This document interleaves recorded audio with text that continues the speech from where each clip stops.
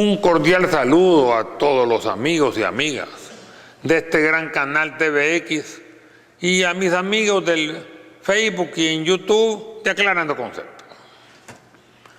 Toda la propaganda electoral de la segunda vuelta en las pasadas elecciones se centró con ánimo de perjudicar al Frente en que de ganar el Frente El Salvador sería otra Venezuela. Incluso se acabaron las elecciones, ganó el FMLN y el tema continúa hasta traer conferencistas internacionales repetitivos que vienen con el mismo estribillo. Yo le he dicho varias veces y hoy lo repito en Aclarando Conceptos, que El Salvador nunca será Venezuela y que el socialismo del siglo XXI no puede aplicarse aquí porque las condiciones no lo permiten. No tenemos ni la riqueza, ni el tamaño, ni la independencia económica, ni la lejanía con los Estados Unidos, y fuera de ello, y óigase bien, no hay ninguna voluntad política del FMLN para hacerlo. La relación que se formará con Venezuela sería de amistad y de colaboración, donde El Salvador sería la nación más favorecida, ya que de acuerdo con la política del chavismo que gobierna Venezuela es esencial la solidaridad latinoamericana. Para criticar esa política de solidaridad bolivariana se recurre a conceptos aberrantes, a crítica despiadada y exagerada sobre la situación de Venezuela, que es otro país, no es el nuestro, y nunca en la historia se ha visto un caso donde el deudor que es asistido critica al acreedor y se mete en sus asuntos internos. Ni siquiera lo hemos hecho con el Fondo Monetario Internacional, no digamos con países soberanos. Y además, tontamente acá hasta manifiestan preocupaciones innecesarias y supuesta pérdida de soberanía por una nueva deuda bajo interés y a largo plazo, pudiéndose pagar con intercambio de productos salvadoreños, lo que lleva un factor adicional de desarrollo nacional y al mismo tiempo un cinismo total, porque ninguna preocupación existe ni se demuestra por las deudas onerosas firmadas en el pasado. La pregunta obligada es, ¿cuándo El Salvador se ha preocupado por las deudas internacionales obtenidas a altos intereses y en condiciones leoninas? La factura petrolera hay que pagarla al contado. Y para ello, si no hubiera una relación fructífera y hermana con Venezuela, habría que pedir prestado de nuevo, como siempre, en condiciones onerosas y altos intereses y con medidas políticas económicas adicionales, degradantes y hasta nocivas al desarrollo nacional. No se puede ser desagradecido, aunque ese es un mal común. No somos Venezuela, pero ¿por qué no pedirle colaboración a Venezuela como se la podemos pedir a los Estados Unidos y al resto de países del mundo que quieran colaborar con nosotros? Eso se llama inteligencia. Sin embargo, el desagradecimiento es común. Lo vimos hace poco con la alcaldesa de Mexicanos. Le recogieron la basura gratuitamente y en vez de decir gracias, vociferó, entorpeció y ofendió. Yo apoyo la inclusión de Alba Petróleo del Salvador. No es Alba de las Américas, sino que una Alba que fuera de participar con un 20% del mercado petrolero interviene en otros campos económicos nacionales con subsidiarias que tienen oportunidad. ¿Y por qué tienen? Es de acuerdo al vacío que ha dejado el gran capital económico nacional a retirarse parcialmente del mercado para invertir en países extranjeros, aduciendo inseguridad acá. Ese capital salvadoreño transfuga es básicamente un capital transnacional incipiente, que como todo lo transnacional deja de tener patria y se vuelve una inversión sin bandera en cualquier país que le permita hacer inversiones rentables. 8.000 millones de dólares se calcula la transfuga económica del gran capital nacional, la mayoría producto de un motivo político partidista que no le funcionó, que el Frente fracasara en su segunda campaña electoral. Porque la evidencia encaja. Si fuera por seguridad política, se invierte en Cuba y en Nicaragua. Si es por impuestos de guerra, se invierte en Colombia, donde el impuesto de guerra se aplica, y en El Salvador fue tan solo una posibilidad que se mencionó y nunca se aprobó. Y ahí hay delincuencia, guerrilla y narcoactividad. Si es por los impuestos, se invierte en los Estados Unidos y Costa Rica con una carga fiscal mucho mayor que el nuestro, incluyendo los supuestos nuevos impuestos. Si es por la delincuencia, se invierte en Honduras, el país con creces de mayor delincuencia en el mundo. No hay razón para no invertir en El Salvador. La causa en ese momento era simplemente de política partidista. El problema no es que las subsidiarias de Alba Petróleo de El Salvador ni esta misma están llenando el vacío, sino en quienes dejaron ese vacío. También apoyo a Petrocaribe. Ahí hay un gobierno, ahora hay un gobierno conciliador aquí en El Salvador, más que el anterior, con un presidente que no le gusta confrontar, se nota. Y esta es la oportunidad para que el gran capital salvadoreño vuelva a invertir acá. No necesariamente como la única opción, sino que como una de las opciones principales de inversión, no descartándola. Es el país que ustedes conocen y el mercado en que tienen experiencia de décadas. Además, algo de nacionalismo deben de tener. Está bien que Arena juegue a la política partidista. Es su función esencial como partido político, pero no la cúpula empresarial ni sus gremiales. Si siguen ese afán de no invertir, no se quejen que perderán el mercado. La culpa será de ustedes. Otros tomaron su lugar. Ya Alba El Salvador lo está haciendo, pero muchos otros diferentes vendrán después. Insisto, El Salvador no es Venezuela ni puede serlo, aunque quisiera. No se quiere, pero aunque se quisiera, porque nuestras condiciones no solo son diferentes, sino que completamente distintas. También los participantes somos totalmente diferentes. Así el frente no es el chavismo, ni la derecha venezolana es Arena. La derecha venezolana es combativa y empieza desde sus cúpulas. Los líderes poderosos marchan adelante y todos los demás lo siguen. Leopoldo López ahora y Capriles en su momento se entregan incluso para ser encarcelados, buscando aumentar su liderazgo popular e incluso aceptando el martirio si su destino lo precipita. Al igual que el chavismo, que tiene dirigentes y simpatizantes que pueden arriesgar su vida para defenderlo. Por eso se enfrentan. En El Salvador eso sería impensable. Los ricos o los dirigentes civiles nunca irían adelante, ni siquiera en medio, el lugar más protegido, ya que atrás es adelante al revés. Se esconderían en sus casas o se irían de viaje. Esto ha sido siempre aquí. Son otros los que pelean. En tiempo de la guerra eran los militares los que pelearon en nombre del status quo. Aunque después, y esto está claro y está en la historia, fueron entregados los militares por la misma derecha civil como botín de guerra para que la izquierda se desarmara. Desarmaron a los dos, a la izquierda toda, a la Fuerza Armada casi. En tiempo de la guerra, las colonias residenciales al poniente de la capital estaban armadas hasta los dientes.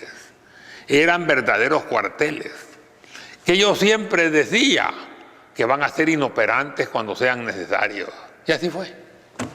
En la ofensiva de noviembre de 1989, a la guerrilla se le ocurrió atacar el Escalón y demás colonias de clase alta. Las armas quedaron sin dispararse. Ahí quedaron como botín de guerra para la guerrilla. Todos se fueron. Y las armas quedaron sin ser disparadas. Esto proviene de la independencia. En otros países se peleó por ella y los criollos comandaron. Basta ver unos ejemplos. San Martín era criollo, O'Higgins, Bolívar, Sucre.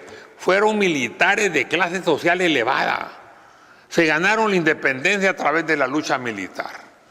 En Centroamérica no se peleó. Fue entregada por España. No hay historia de lucha de los criollos. Por eso, para los cambios bruscos del gobierno en El Salvador, siempre se recurrió a los golpes militares. Ahora en Venezuela hay un enfrentamiento civil de derecha, aunque ya disminuido, pero siempre operante, comandado por los líderes, con el objeto de provocar la caída de algún gobierno con un golpe militar o sin él. Pero si se logra, se producirá después.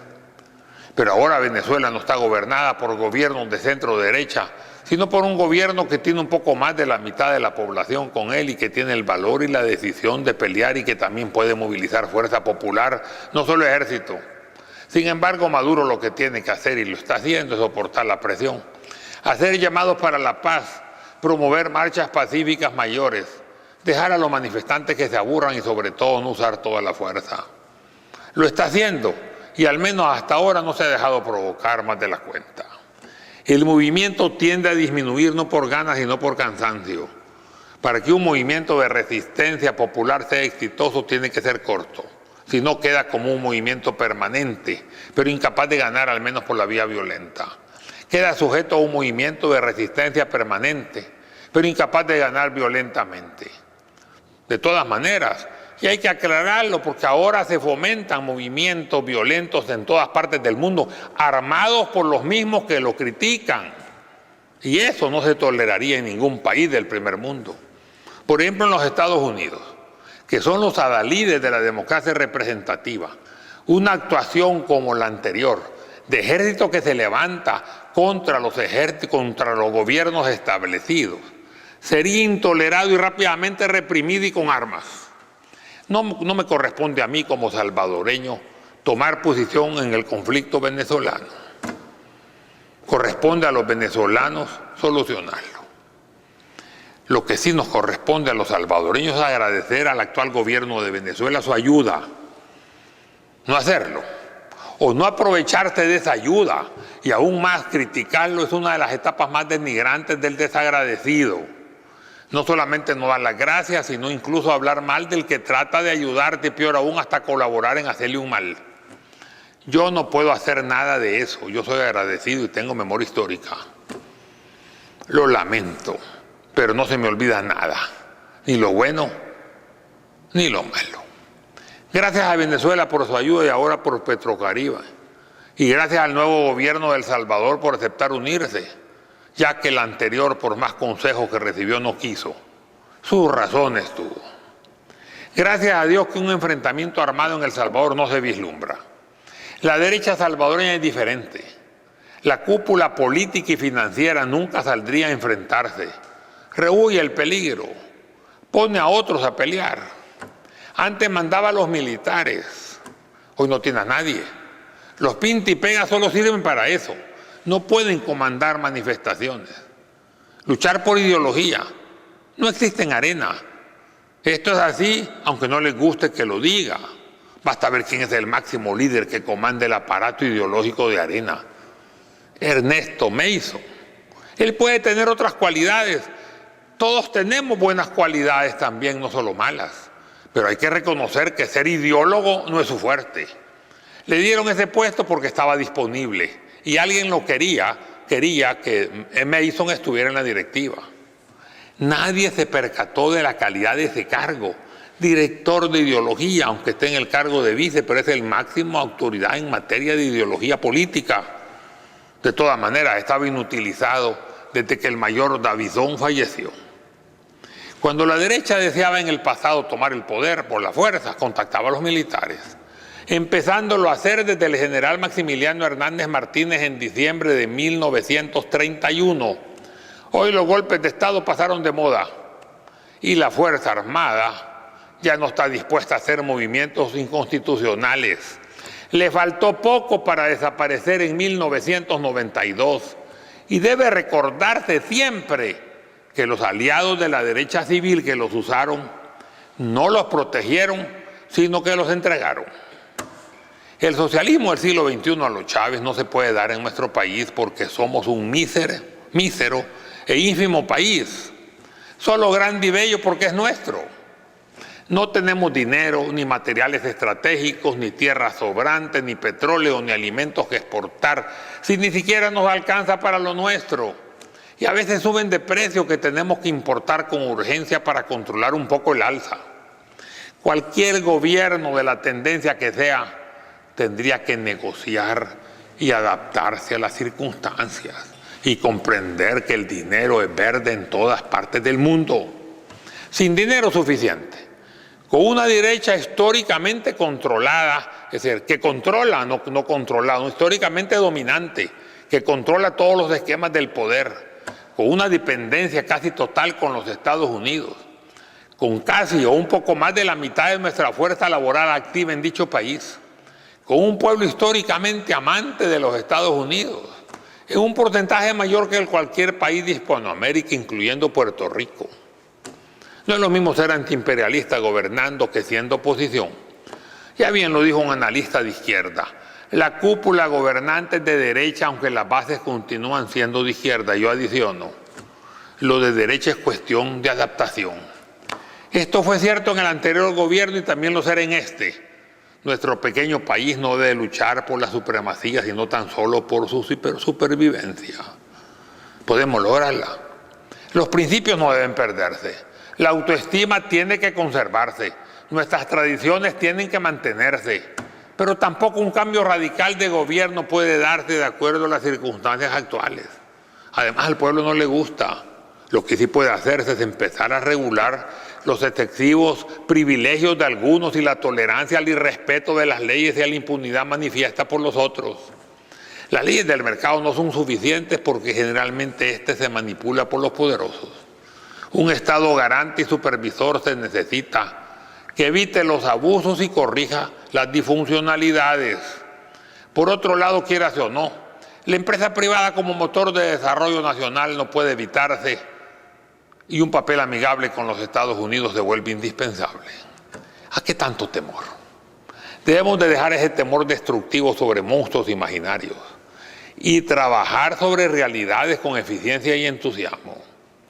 Por otro lado, no se puede imponer o seguir manteniendo un sistema donde unos pocos tienen todo, otros tienen lo básico y algo más, y más de la mitad comen mal y algunos hasta aguantan hambre. Por otro lado, al decir que El Salvador entró en el cambio, no significa que es al cambio venezolano, sino al salvadoreño con estas propias características. Cambio copiado a otros es negativo e incluso imposible. También es negativo mantenernos en el status quo, el mismo estatus que nos tiene mal desde el tiempo de la colonia y que nos tiene a los pocos bien y a la mayoría logrando apenas una precaria subsistencia y a veces ni eso y cada día peor. El Salvador tiene suficiente, siempre y cuando se evite la corrupción y la evasión y la ilusión y que se revisen las exenciones. Todo borda la cantidad de 1.500 millones de dólares anuales. Necesitamos un gobierno honrado y decente y también capaz y diligente, trabajador. El profesor Salvador Sánchez Serén y el licenciado Óscar Ortiz lo son. Pero no podemos decir al menos por ahora lo mismo de todo el gabinete. Hay que absorberlos a todos, a todo el gabinete. Por el momento deben de tener el beneficio de la duda, aunque otros ya conocidos pueden tener un aplauso adicional. Y otros, ojo con ellos, ya vienen de gobiernos anteriores con problemas. A unos, vigilancia, a otros aplauso, pero a otros una vigilancia extrema. Terminando, no se puede implantar aquí el socialismo del siglo XXI. No se puede insistir con ello, volver a utilizar el petate del muerto, meter miedo, pero un cambio sí se necesita para no seguir llamando desarrollo cuando los ricos se vuelven más ricos y los pobres más pobres, sino cuando todos estemos bien. No se trata de hacer pobre a los ricos, sino a los pobres ricos. Aquí tampoco se puede hacer un cambio constitucional que permita la reelección, ni nadie lo desea, ni tampoco combatir la forma de gobierno, ni evitar las elecciones. Se vio el 1 de junio del 2014 de que el Frente respetó las reglas del juego.